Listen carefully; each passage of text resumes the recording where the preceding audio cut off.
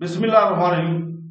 शुरू करता हूँ अल्लाह के नाम से जो बहुत बड़ा मेहरबान नहायत रहम वाला है।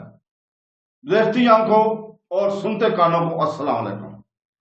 बहनों, भाइयों, दोस्तों और बुजुर्गों, आज की इस इस्लामी वीडियो में हम अब्बासी खिलाफत के 27वें खलीफा अल मक्तदी के बनु जहीर को इनके इक़्तिदार के ओहदों से हटाने के फैसले से मुताल्लिक तारीखी तनाज़ुर में उसको बयान कर रहे हैं। हम इस्लामी तारीख के इस अहम वाक़े की सियासी हरकयात और महरक़ात और मज़ामात को बयान कर रहे हैं। बराए करम इस वीडियो के आखिर तक हमारे साथ रहें, क्योंकि हम इस अहम इक़्तिदाम के पीछे की वजूहात और अब्बासी खिलाफत की हुक्मरानी पर इसके असरात पर पर्दा उठाते हैं।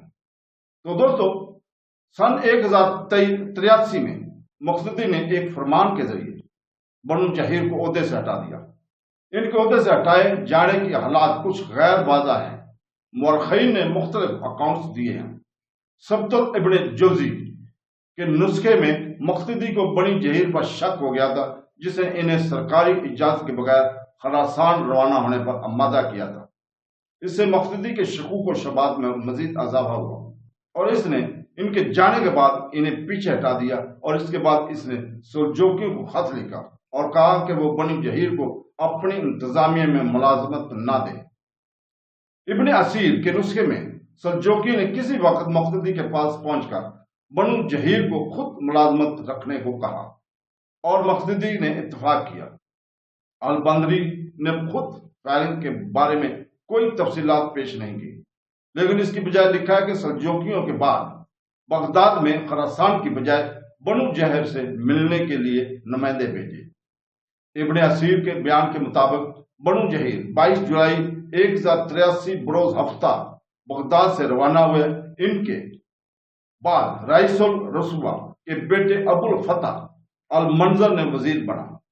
पहले महल की इमारतों के इंचार्ज थे। अल मक़तदी को सल्जूक सुल्तान मलिक शाह अव्वल ने एजाज से नवाजा था, जिसके दौर हुकूमत में सल्जूक की फिता के वसीह दायरे में खिलाफत को तस्लीम किया गया था।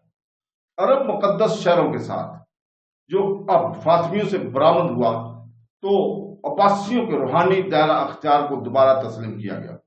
मलिक शाह अव्वल ने अपनी बेटी और मक़तदी के दरमियान शादी का बंदोबस्त किया। मकमना तौर पर एक बेटे की पैदाइश का मनसूबा बनाया जो खलीफा और सुल्तान दोनों के तौर पर काम कर सके। अगरचे इस जोड़े का एक बेटा था, लेकिन माँ अपने शेरख्वार बच्चे को साथ इस्फहान के दरबार में चली गई। शादी की नाकामी के बाद सुल्तान ने रियासत के मामलात में खलीफा की मुदाखलत पर तनकीद की और इसे बसरा से रिटायर होने का हुक्म भेजा। ताहम कुछ ही अरसे बाद मलिक शाह अव्वल की मौत ने कमांड को नकारा बना दिया। 1092 में जब निजामुल मुल्क के फौरन बाद मलिक शाह अव्वल को कत्ल कर दिया गया, तो ताजुल मुल्क ने महमूद को सुल्तान नामजद किया और इस्फहान के लिए रवाना हो गए।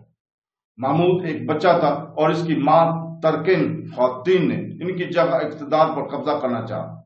इसको पूरा करने के लिए इसने अपनी हुक्मरानी को महफूज बनाने के लिए खलीफा अल मक़तदी के साथ बातचीत की। खलीफा ने एक बच्चे और औरत दोनों की बतौर हुक्मरान मुखालफत की और इसे इस बात पर आमादा नहीं किया जा सकता था कि वो खुतबा, जो कि खुद मुख्तार की निशानी है, औरत के नाम पर ऐलान किया जाए। ताहम बिलाखिर खलीफा ने इसे हुकूमत करने की इजाजत देने और रजामंदी ज़ाहिर की। अगर खुतबा इसके बेटे के नाम पर किया जाए और अगर इसने ऐसा किया तो इसने इसके लिए मुकर्रर करदा वजीर की मदद की। इस शर्त को कबूल करने पर इसने खुद को मजबूर देखा। मक़तदी की पहली बीवी का नाम सफीरी खातून था। वो सुल्तान अलप अरसलान की बेटी थी। 1071-72 में इसके वालिद अलकैम ने अपने वजीर इब्न जहर को इससे शादी के लिए हाथ मांगने के लिए भेजा, जिस पर सुल्तान ने रजामंदी जाहिर की। इसकी दूसरी बीवी माँ मलक खातून थी, जो सुल्तान मलिक शाह अव्वल की बेटी थी।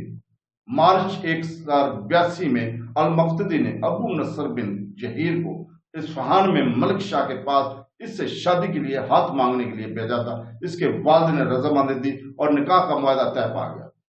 वो मार्च 1087 में बगदाद पहुंची। शादी मई 1087 में अंजाम पाई। इसने 31 जनवरी 1088 को शहजादा जाफर को जन्म दिया, लेकिन फिर अल मक़तदी इससे ग्रेज करने लगा اور اس نے گھر واپس آنے کی اجازت مانگی۔ وہ 29 مئی 1099 کو اپنے بیٹے کے ہمراہ بغداد سے خراسان کے لیے روانہ ہوئی۔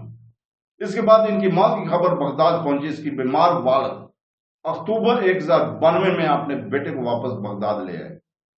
شہزادہ جعفر کو خلیفہ محل میں واپس لے جایا گیا، جہاں وہ 21 جون 1093 کو اپنی موت تک رہے۔ اسے رصافہ قبرستان میں خلیفہ کے قبروں کے قریب دفن کیا گیا۔ مقتدی کی لونیوں میں سے ایک گل بہار یا جل بہار تھی، جسے طیف الخیال بھی کہا جاتا ہے۔ وہ ایک ترک تھی اور خلیفہ المعتضدہ کی والدہ تھی۔ تو دوستو، بہنوں بھائیوں، کل ہم خلافت عباسی کے 28ویں خلیفہ کی سوانح یاد کو بیان کیا گیا ہے۔ اس لیے کل تک کے لیے اجازت چاہتے ہیں۔ اللہ حافظ۔